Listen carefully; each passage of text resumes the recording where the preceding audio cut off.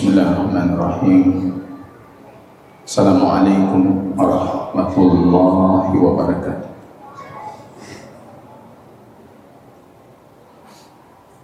Alhamdulillahi rabbil alamin.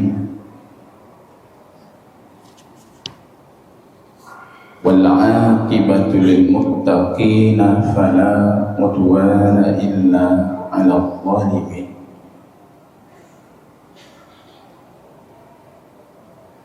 Asyhadu an la ilaha illallah wahdahu rabbi la syarika lahu wa asyhadu anna Muhammadan abduhu wa rasuluhu safiyyuhu min khalqihi wa khaliluhu.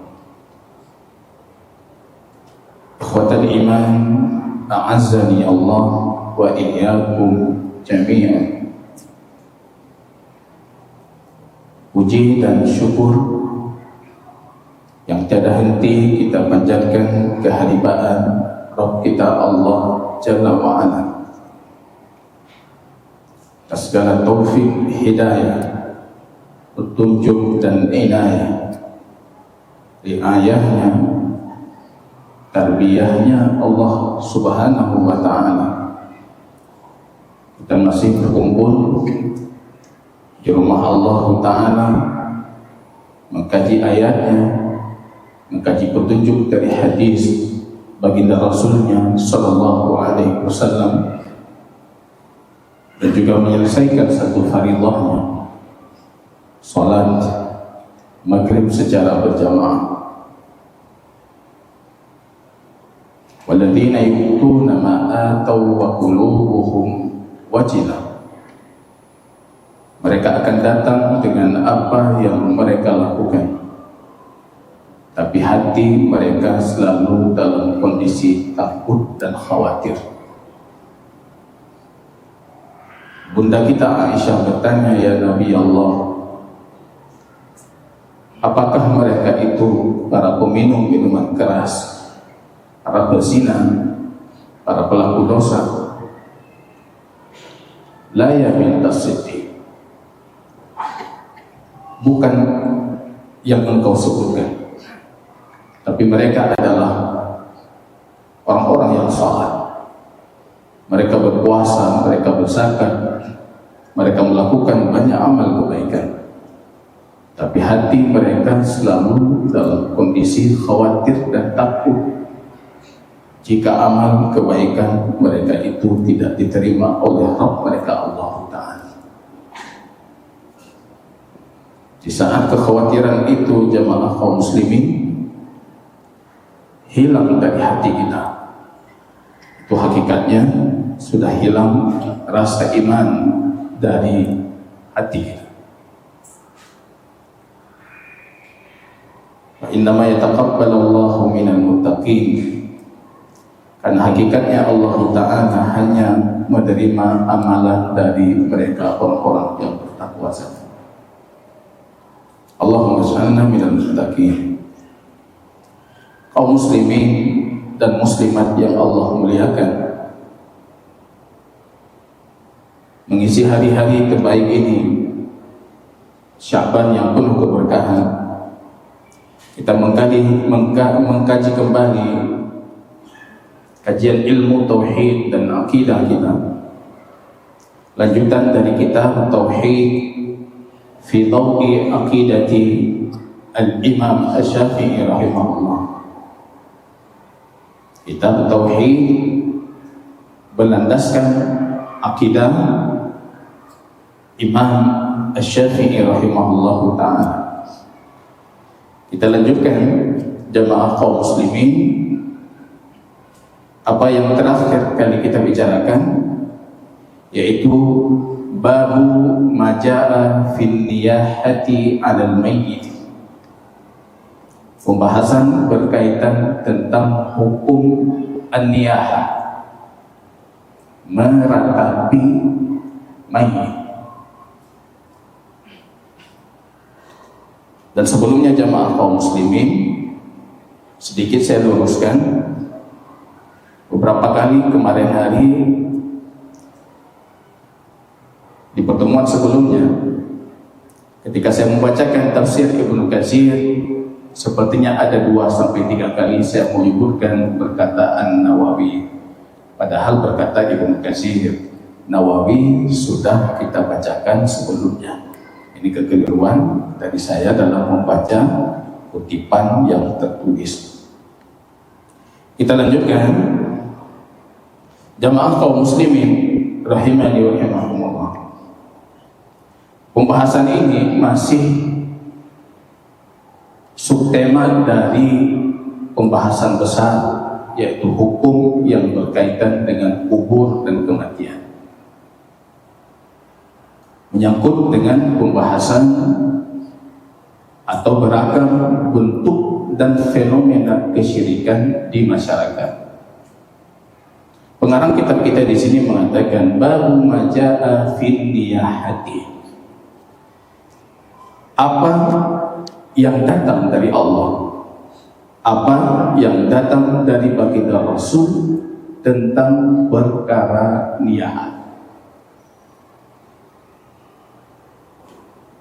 Izinkan saya menyimpulkan jamaah kaum muslimin, dari begitu banyaknya hadis baginda Rasul, level niyah ini berada di level paling rendah dari niyah yang disebutkan oleh Rasul.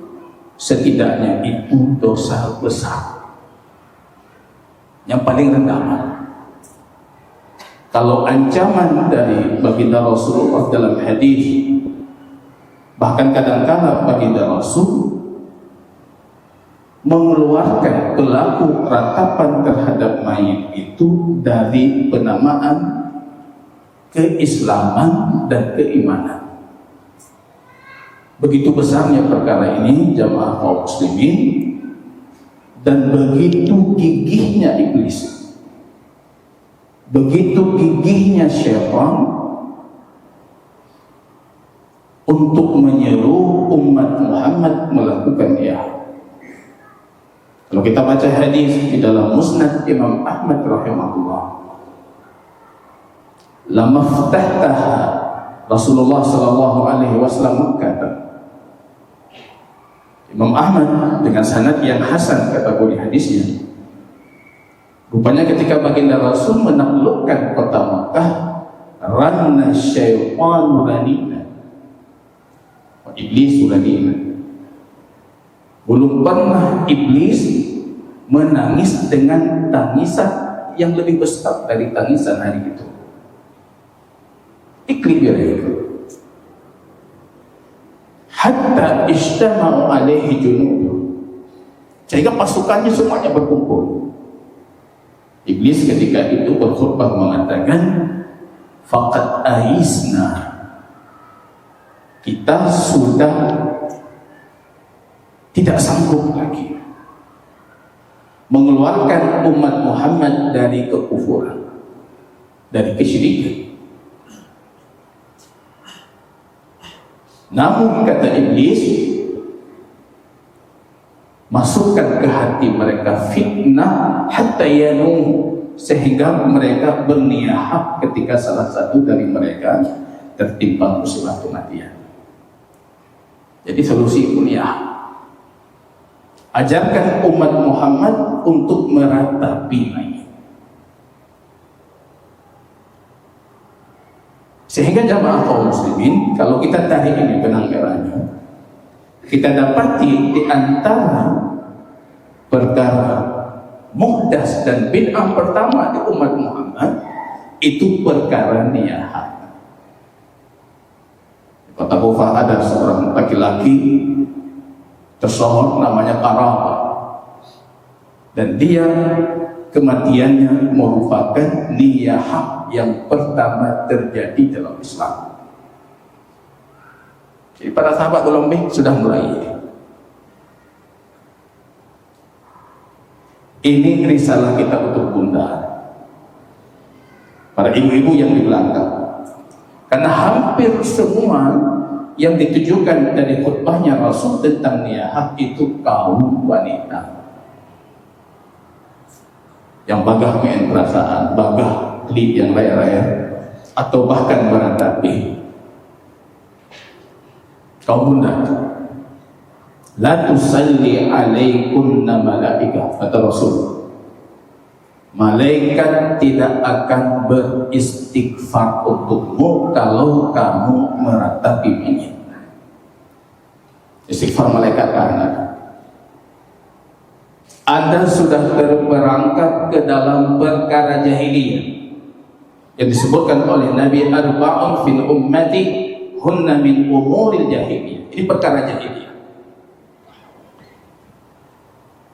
Biasanya kita kalau ada acara-acara, kita menyampaikan pidato pembukaan selawat kepada baginda Rasul yang mengeluarkan kita dari kegelapan jahiliyah menuju cahaya Islamiyah. Tapi kita sendiri terjerumus ke dalam perkara jahiliyah. Huma bihim kafar, kata Rasul. Yang melakukan niyaha, berdasarkan hadis baginda Rasul mengatakan dia sudah kafir. Nanti akan kita jabarkan apa maksud dari kafir yang disebutkan. Intinya jamaah kaum muslimin, apa yang dibolehkan, apa yang tidak dibolehkan ketika ada satu dari keluarga kita wafat. Hadis Abi Sa'id Al-Khudri atau hadis Ibnu Abbas juga senada dalam Musnad Imam Ahmad, ketika baginda Rasul sallallahu alaihi wasallam menghadiri satu jenazah yang wafat, rupanya ahli keluarganya menangis. Bukli bang, mainnya matanya bercucuran, hatinya sedih. Baginda Rasul kita mengatakan, ayuhan nas, wahai manusia, innama ajaza lakum, yang Allah izinkan untuk kalian hanya ini. Beliau menunjuk matanya. Nangis boleh. Beliau menunjuk hatinya. Hati sedih silakan. Tapi jangan, kata Rasul, ini lisan. Ini yang jangan. Dan ini, kata Rasul, tangan. Jadi kesimpulannya jamaah, yang dimaksud dengan meratapi mayit itu, selama Anda menggunakan lisan dan tangan Anda, dua ini Anda gunakan menunjukkan ketidakpenerimaan Anda terhadap takdir. Hanya terima musibah. Itu niyah yang diharapkan. Ini niyah level paling rendah. Paling sempurna niyah seperti yang kita sebutkan di pertemuan sebelumnya, seperti yang dilakukan masyarakat jahiliyah. Berkabung pakai baju hitam. Ini kamu pakai apa? Masyarakat kita sudah mulai. Kita pergi takziah WA Jumat, tinggal baju hitam mandu. So mandu baju hitam. Bukan budaya kita. Itu niyah jahiliyah yang diharapkan. Nanti akan kita baca beberapa versi yang disebutkan oleh Imam An-Nawawi di antara niyah yang diharapkan. Nah, ini hati-hati, Pak. Bukan budaya kita. Takziah seperti itu larinya bukan takziah yang disunnahkan, tapi niyah yang diharamkan. Ancamannya dari baginda Rasul sallallahu alaihi wasallam dalam hadis Abi Sa'id, Allah melaknat. Melaknat itu berarti dihukumi kita jauh dari kebaikan. Jadi apa arti hidup kebaikan dari Allah? Kita nggak punya. Allah melaknat pelaku niyah dan juga yang ikut mendengarkan dia. Nah, ini kadang-kadang kita mengatakan lung hana lung ubud lung dengar tagai, lung kalan tagai. Baginda Rasul mengatakan la'anallah an-naihah wal mustami'ah, yang dengar kena. Maka hati-hati. Yang melakukan kena sudah pasti banyak ancamannya. Dalam hadis Abi Sa'id, rupanya yang ikut hadir kan.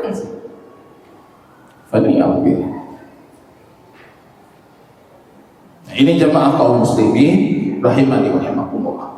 Lisan kita ketika tertimpa musibah, ini berkah, kata Imam Jurair, berkah Allah untuk umat Muhammad.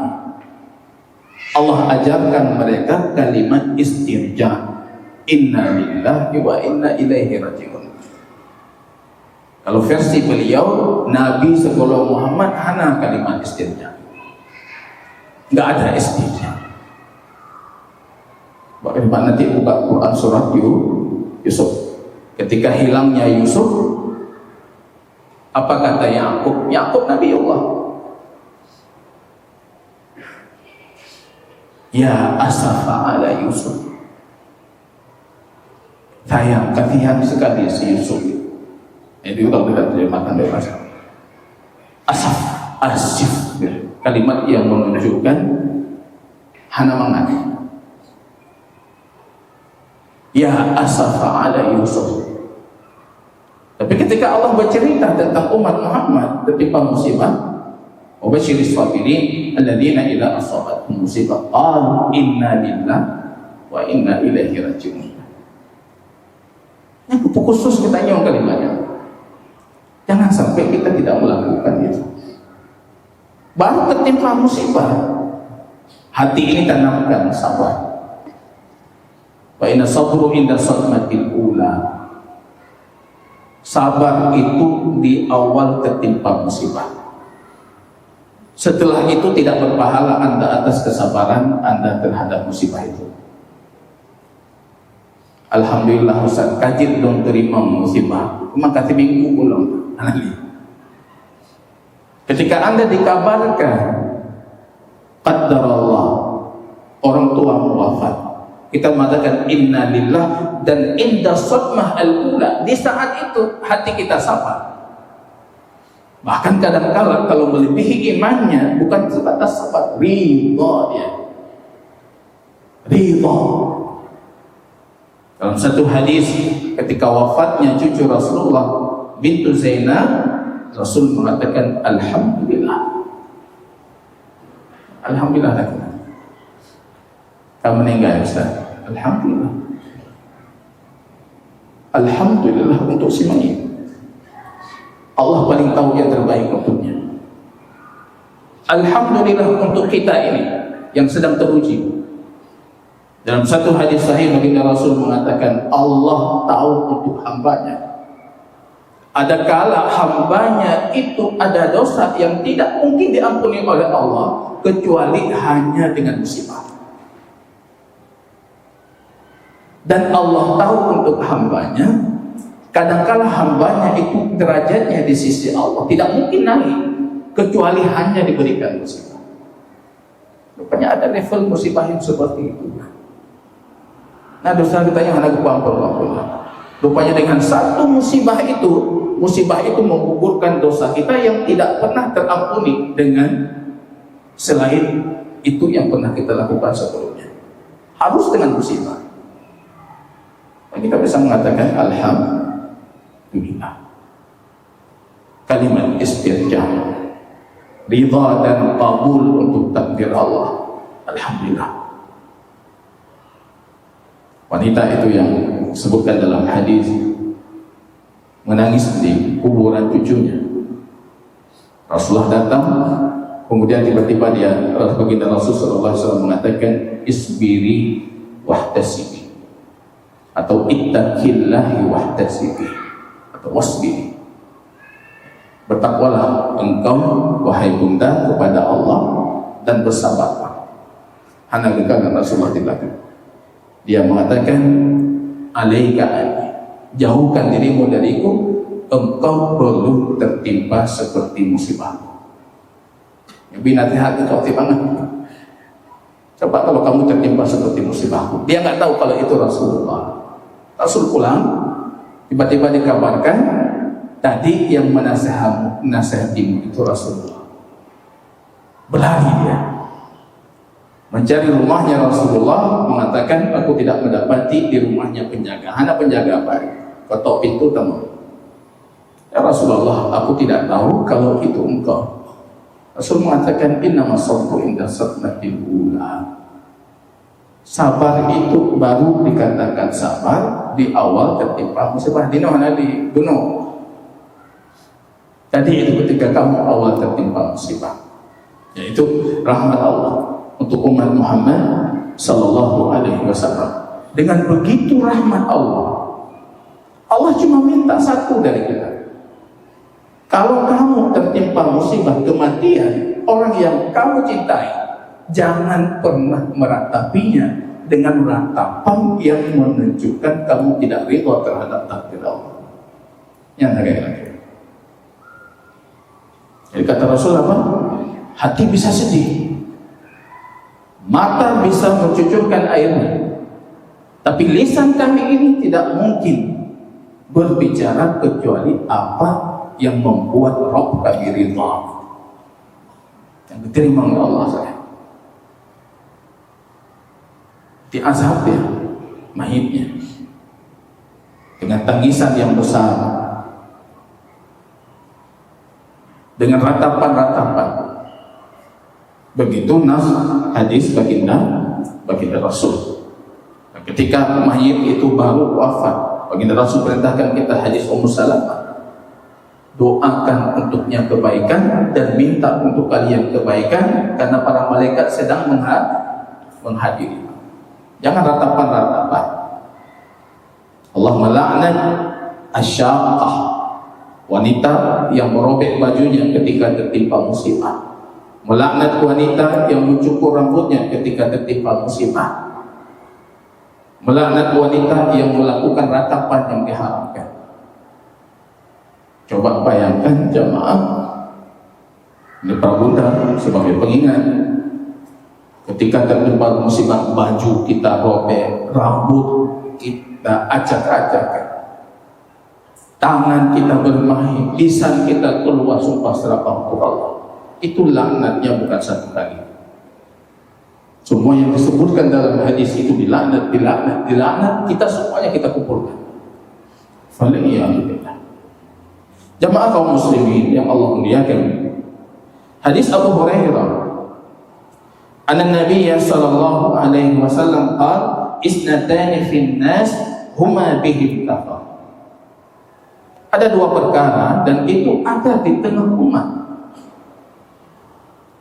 At-ta'nu fil nasab, mencela nasab orang lain. Kasukuan, kamu anak siapa? Kamu dari mana? Kamu ini ya, kamu ini. Kita cela sukunya, kita cela kelasnya, kita cela garis keturunannya. Dalam hadis ini baginda Rasul mengatakan, huma bihim kafar, dia kafir dengan itu. Hampir tidak kita dapati para ulama yang mengkafirkan sebatas dengan itu, kecuali kalau dia melakukannya dalam kondisi menghalalkan. Jujur betul lagi ya. Dia mengatakan boleh melakukan seperti itu dan menghalalkan, itu pasti kafir. Atau makna yang kedua, ini cuma sebatas kufur kecil, kufur nikmat. Tapi dengan banyak hadis-hadis lain, kufurnya kufur kecil, tapi dosanya dosa besar. Atau perbuatan ini akan menggiring dia untuk melakukan perbuatan kekufuran lainnya. Banyak penafsiran para ulama dan semua penafsiran itu menunjukkan kalau ini masalah besar, dosanya itu dosa besar. Wa niyaha 'alal ma'i. Dan hadis Ibnu Mas'ud marfu'an sampai ke Rasulullah, laisa minna kata Rasul, bukan bagian dari kami. Rasul mengeluarkan kita dari bagian umatnya, umat ijabah. Umat Muhammad itu ada yang umat dakwah, ada umat ijabah. Umat dakwah yang mereka itu harus didakwahkan, belum memenuhi panggilan Islam, dan umat ijabah yang sudah memenuhi. Tapi ketika kita melakukan yang disebutkan dalam hadis ini, kita keluar dari umat ijabah menjadi bagian dari umat dakwah. Artinya kalau bahasa sederhananya, dia kafir, keluar dari Islam, bukan dari bagian dari kami kata Rasul, man darabal hudud wa syaqqal juyub, yang menampar-nampar pipinya ketika tertimpa musibah, tangannya main. Antuk oleh tampar pipi, pecahin barang-barang yang ada di rumah, itu semuanya bentuk dari niyahah yang diharamkan. Wada'a bid'awal jahiliyah, dan menyeru dengan panggilan jahiliyah. Jadi panggilan jahiliyah itu kalau kita merujuk ke versi hadis yang lain, semua panggilan yang menjadikan kaum muslimin itu terpecah belah, itu panggilan jahiliyah, walaupun itu istilah-istilah syar'i yang kita gunakan. Kita coba baca hadis Al-Bukhari ketika seorang sahabat Ansar bermasalah dengan seorang sahabat Muhajirin. Tiba-tiba yang Ansar ini minta dukungan kaumnya, ya dal Ansar, wahai orang-orang Ansar. Yang Muhajirin minta dukungan kaumnya, ya dan Muhajirin. Rasul mendengar itu merah muka baginda. Rasul mengatakan, kalian menyeru dengan panggilan jahiliyah, padahal aku di tengah kalian. Panggilan jahiliyah, aku di tengah kalian, tak? Padahal yang mereka panggil apa? Ansar, Muhajirin. Istilah syar'i, istilah Qur'ani. Tapi kalau tujuannya memecah belah umat Muhammad, istilah syar'i itu bisa berfungsi sebagai dakwal jahiliyah. Hari ini kan kita berantem gara-gara siapa ahlu sunnah. Lum ahlu sunnah, dari lum ahlu sunnah. Ahlu sunnah itu syar'i. Tapi kalau kita fungsikan penamaan itu untuk memecah umat Muhammad, ini masuk ke dalam kategori dakwah al-jahiliyah.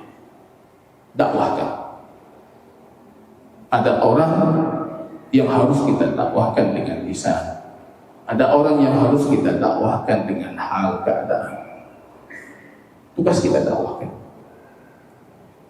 Kemudian jamaah kaum muslimin, hadis Mughirah ibn Syu'bah radhiyallahu ta'ala anhu qala, qala an-nabiy sallallahu alaihi wasallam, man niha alaihi yu'adzab bima niha alaihi. Orang yang diniyahahkan, yang wafat, keluarganya meratapinya, dia diazab karena ratapan keluarga. Ini sudah kita pernah jelaskan apa maksud dari hadis ini. Kemungkinan maksudnya cuma dua, dia menyuruh dan berwasiat supaya diratapi ketika wafatnya, atau dia termasuk orang tua yang lalai membimbing keluarganya dan memberikan mereka pemahaman tentang haramnya meratapi. Para ulama kita menjabarkan itu maksud kenapa dia diazab. Karena Aisyah ketika Mughirah membaca hadis ini, bunda kita Aisyah termasuk yang menolak. Boleh mengatakan hasbukum kitabullah, cukup untuk kalian kitab Allah. Wala wa alaysa lil insani illa ma sa'a. Orang itu cuma mendapatkan apa yang dia lakukan. Kok dia diazab gara-gara keluarganya? Hadis ini sahih. Tapi pemaknaan para ulama untuk hadis itu ada dua pemaknaan. Yang pertama, sebelum wafat Dia mewasiatkan untuk diratapi kematiannya. Apapun bentuknya, Pak. Nanti akan kita baca bentuk-bentuk lain dari niyah. Salah satu dari bentuk niyah jahiliyah itu, ketika mereka sudah berkumpul, satu dari mereka ada tukang syair itu, dia akan berdiri, namanya rihab. Dia akan membaca kebaikan si mayit sepanjang hidupnya, dan jenazah si mayit masih ada di tengah mereka. Itu niyah juga. Masa kalau meninggal kita titip wasiat. Nah, yang meninggal ayah kapan tahu orang.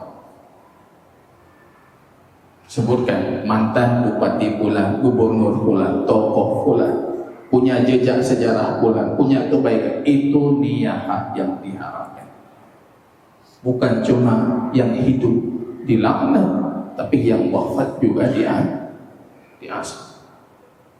Atau yang kedua tadi penafsirannya, dan ini yang akan banyak menghasut kaum muslimin. Lalai mendidik keluarga tentang bahaya dia.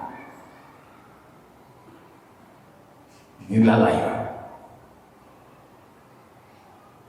Alhamdulillah bapak-bapak yang sudah paham ini. Titip wasiat. Meninggal ayah beknya, jangan ini, jangan itu. Saya tanya ke orang di rumah, waktu meninggal bapak dulu bagaimana mertua? Gini. Kok seperti itu? Pesan roh WTU. Masya Allah, pesan roh WTU.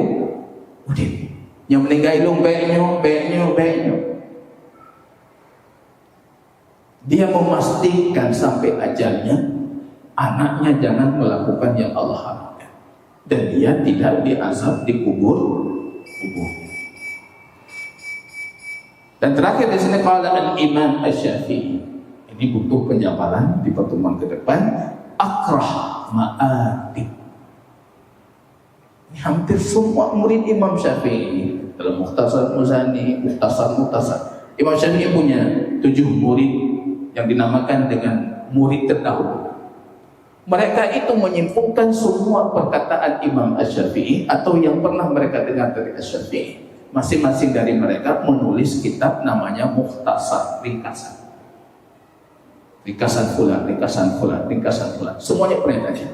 Dan kalimat ini banyak dari mereka memungkinkan. Imam Syafi'i mengatakan, aku membenci berkumpul-kumpul laki-laki dan perempuan di saat kematian.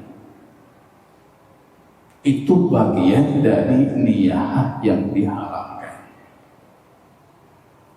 Kelihatannya kan cuma makruh, akrah.